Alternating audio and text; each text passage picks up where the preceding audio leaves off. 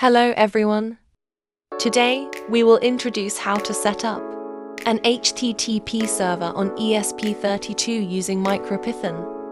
At the same time, control the state of an LED through it. In the previous video, we introduced how to flash the MicroPython interpreter onto the ESP32 layer and develop using the REPL command line interface. In this video, we will set up a simple web server. We will use MicroPython to launch a simple web server. When you access this server, the web page will display the status of the LED in real time.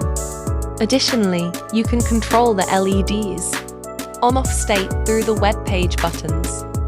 First, we will write the front-end HTML code. Initially, it is in the off state.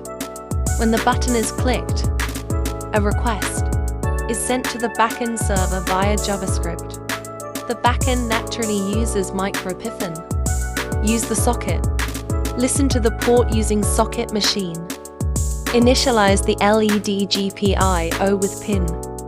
When receiving LED on, turn on the LED.